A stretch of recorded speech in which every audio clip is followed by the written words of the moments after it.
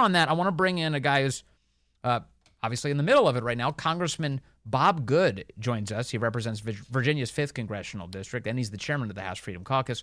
Sir, good to have you back with us. Thank you. Great to be with you, Vince. Thank you. Okay, so at the beginning of the week, we understood that Mike Johnson and company were going to push forward a bunch of foreign aid bills, give a lot more money to Ukraine. And I'm sitting back here, like a lot of conservatives, going, wait a second, what about our border? I thought all of this was supposed to be used for leverage for our border security. Now Mike Johnson's saying, oh, actually, we are going to introduce a border bill. Is it enough? What's going on here, Congressman? Well, we're going to stay here until Saturday, which obviously no hurt feelings for anybody that's listening for us, of course, but we're going to stay here 2 extra days. We were supposed to be done and back to our districts on Friday, but here till just through tomorrow. And I don't think in my 3 years we've extended by 2 days. But the reason we're going to do it is not for America, not for our country, not for our border, not for our national defense, but literally to defend Ukraine and other countries. So we're going to borrow money that we don't have, $100 billion. We're going to send it overseas. We're going to do that not to secure our border, and we're going to do it with predominantly Democrat votes once again. I predict that many Republicans will vote against the rule that will, allow this legislation to go to the floor at a protest.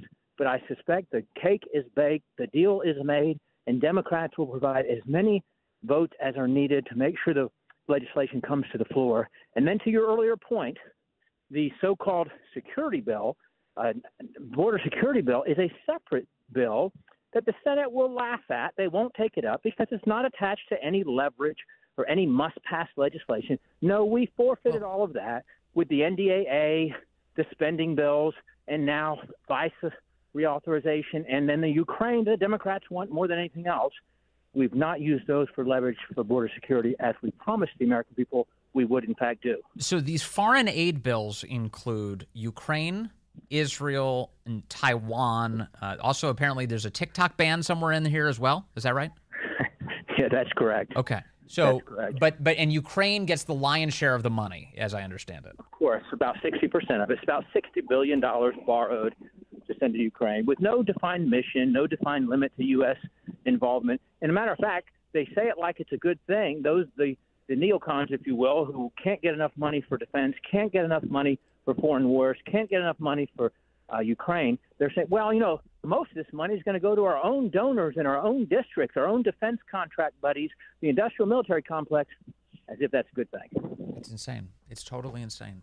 It's brazen is what it is. So the reason I keep on bringing up all these bills, because the way it's being pitched to us right now by Speaker Johnson is these are 5 standalone bills. 5.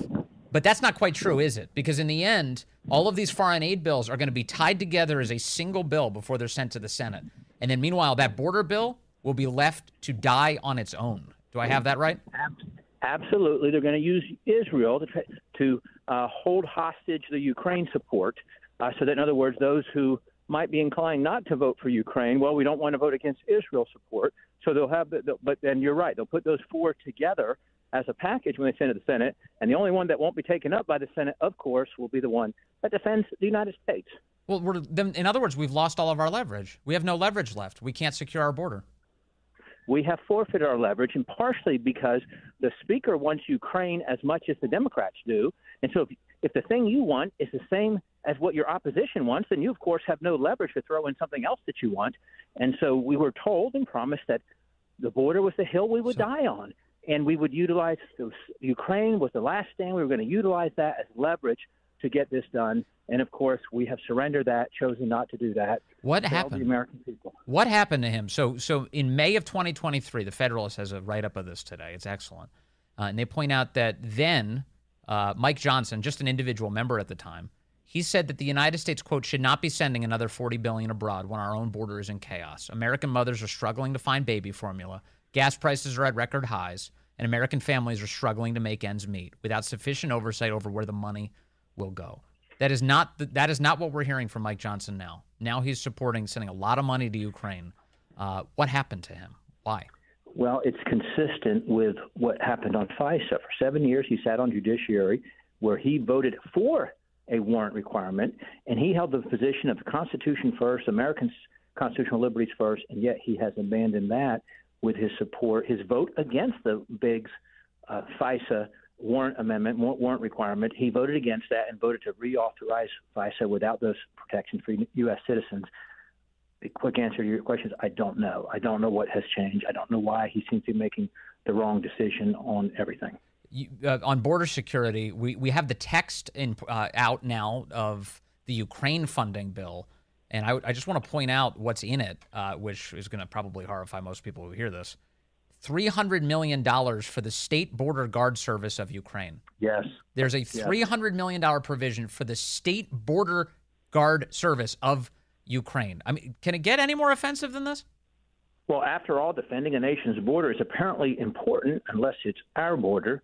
And how could we as Republicans vote to borrow those funds and send them to Ukraine? What insult to injury for the American people as they are being imperiled by the intentional harm being caused by the Biden administration, that we funded the border invasion with the omnibus bills that were passed in March, and now we're borrowing more money to send it to defend Ukraine's borders. Last question for you. I know you have a heart out here. Marjorie Taylor Greene and Thomas Massie have both signaled that they would support a motion to vacate at this point against Speaker Johnson. Would you and would the Freedom Caucus more broadly? Well, I'll say that it's interesting that those two individuals that you mentioned viciously, relentlessly attacked any efforts by us last year to hold accountable the former speaker who had made multiple promises to become speaker, had been in leadership for a dozen or so years, who had failed the American people and Republicans in particular for years, and they viciously attacked our efforts to hold them accountable. And I think they got a little bit of a personal vendetta to those of us who they hold responsible for removing the former speaker, and a personal vendetta towards Johnson. I would like to see us muddle through this. Quite frankly, there's not much left that's going to get done in this Congress except the spending battle on September 30. We're going to fail there too, I fear. And let's have a contest in November. It's a different situation when we've only got a 1 or 2 vote margin instead of an 8 or 9 vote margin like we did a year ago. So, but that said, if someone does file that motion, you'd have to ask those 2 members. It'd be difficult to defend the speaker. There's a lot of funny business afoot, and I'm definitely not laughing. Thank you very much. Bob Good, thank you for your time today, sir.